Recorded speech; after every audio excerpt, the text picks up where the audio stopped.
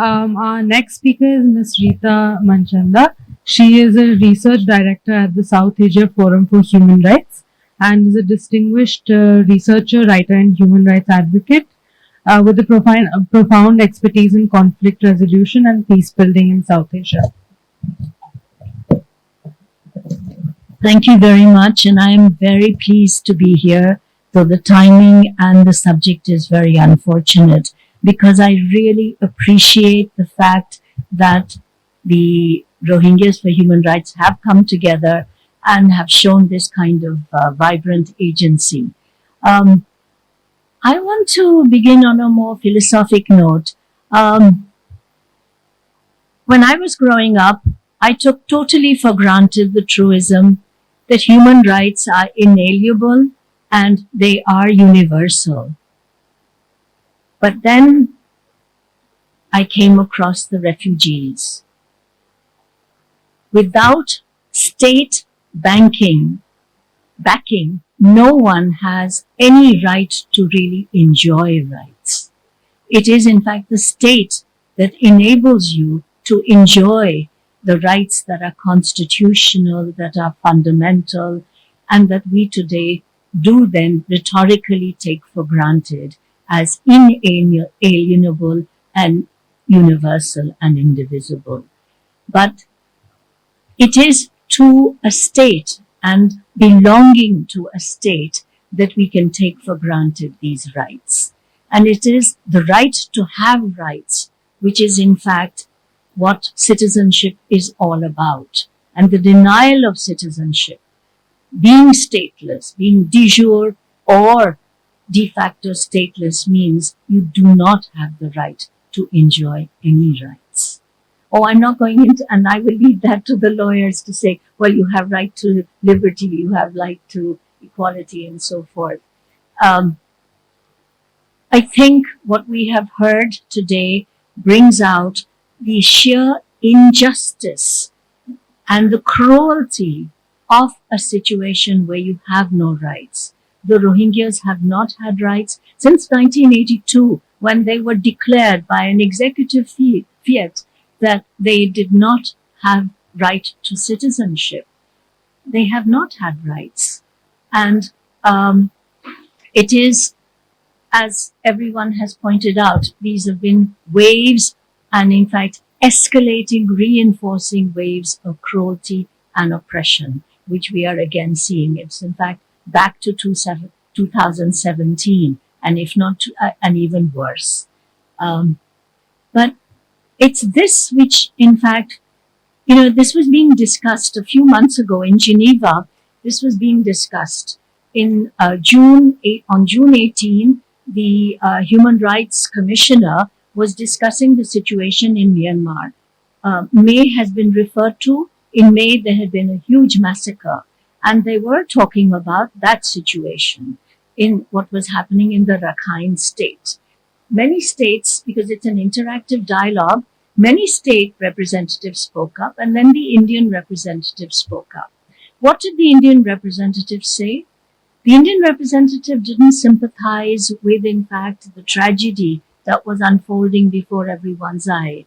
Instead, the Indian state representative said, we support the government of Myanmar in its development activities. We support the due process that is of the Myanmar government in governance, in, as I said, development. Nothing mentioned about atrocities, nothing mentioned about human rights violations, no empathy, no sympathy. A little earlier, you had another report, May 2000, not May, this was in, it was, I think, a report that came out in May 2023 about India being implicated in the supply of arms and ammunition to the military junta. And these agreements, and this involved public sector companies. And these agreements for the supply of arms and ammunition were, a few of them were contracted after 2021. That is after the military coup. And then again, you have a situation where just very recently, the committee for the elimination of racial discrimination has again has expressed alarm at India's practice of mass detention, deportation, and racial discrimination against the Rohingyas. This is the record, this is in fact the profile of the official Indian position as regards the treatment of the Rohingyas is concerned. An expression of, or the raising alarm at, in fact, this kind of racial discrimination and hate speech. They've also expressed concern over hate speech by public intellectuals as well as political figures, and the impunity with which this hate speech is articulated. Now, this is in a sense, this is the international part of the narrative. But then let's look at what's happening within India to raise this kind of alarm. I believe, and I think it is in fact the Rohingyas for Human Rights that have documented that there are 800 cases of detention that they have been able to record. There may be many more of Rohingyas in detention cells, in detention camps, in whatever detention buildings have been so-called identified by the Indian government. And who are these people, these 800? And according to UNHCR, there are 22,000 Rohingyas registered with it living in India. Now, that means they all have UNHCR identity cards. And I think all of you who have, or any refugee or anybody who's worked with refugees who knows how difficult this status determination process is, knows that UNHCR doesn't give you these identity documents without a great deal of verification. And yet, these are not recognized, these are not considered at all of any relevance as far as the Rohingyas are concerned. Now, these 800 people who have been picked up, who are they? Who are these? And to be able to get a sense of who are these people and how long have they been in detention, I think there was a petition that was filed a couple of years ago, Sabira Khartoum, and in the High Court and then finally Supreme Court. In this, you find this woman was, she was, I think at that point of time, probably 19. She just had a child. So she had a 1-year-old child whom she was nursing. She had come to India in 2018. She had family in the sense of she had a sister here. Here, she's picked up in April 2021.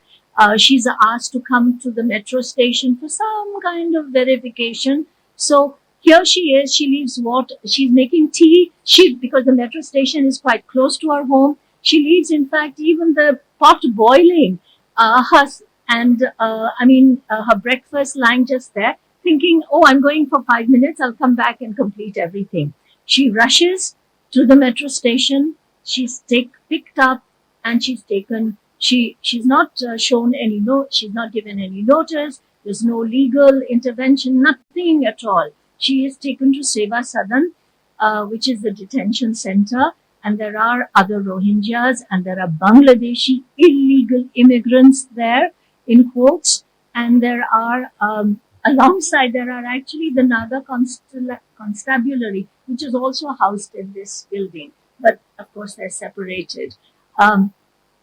Then, now, if you look at, there is the Salim Allah judgment, which of 2017, then 2020, when the ruling comes, where it says that deportation, that, Rohingyas, there is no non-refoulement, right to non-refoulement, that is right to no pushback, but there is deportation with due process. Now, what is this due process? Due process means that you need to register yourself with UNHCR, go to go through the procedure of FR, the Foreign Registration Office, and within 3 months, they will verify whether if you claim that you are a foreign national but claiming refugee, asylum and refugee status, then within 3 months they are supposed to verify whether you are eligible or not.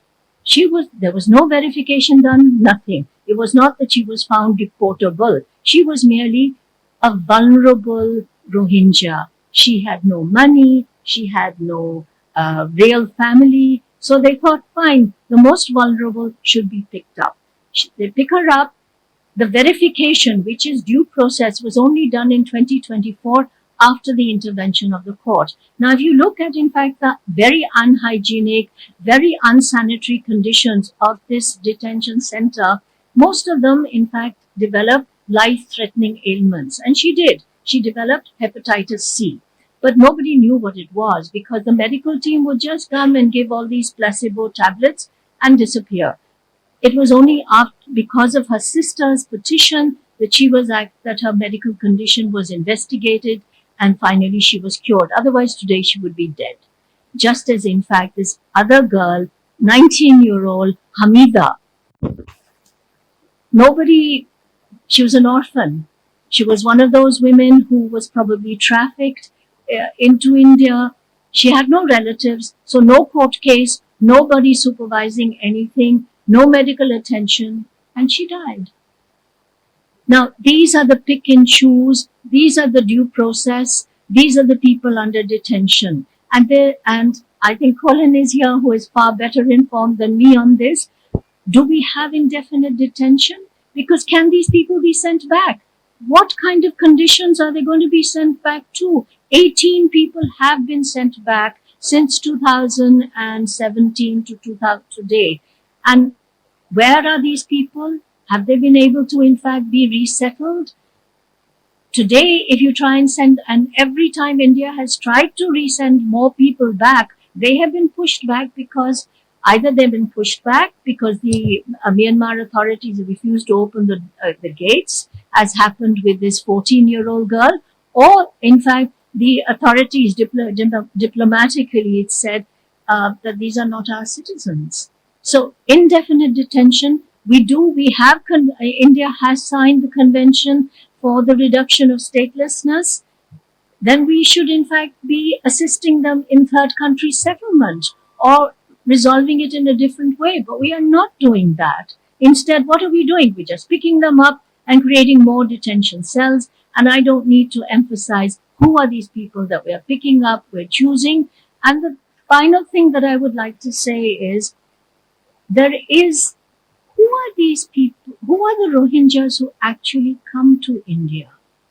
Those who have family here, but particularly, and if you look at the profile, and I think some research needs to be done on the profile. If you look at the profile, a very large number of them are young women. These are trafficked women. Because why would a 14-year-old girl, a 15-year-old girl who has no relatives in India, why would she come to India? How would she come to India? She's trafficked. What do we do with this trafficked girl? We put her in a detention cell. And worse still, we send her back to be bombed by drones. Thank you. Thank you so much for that.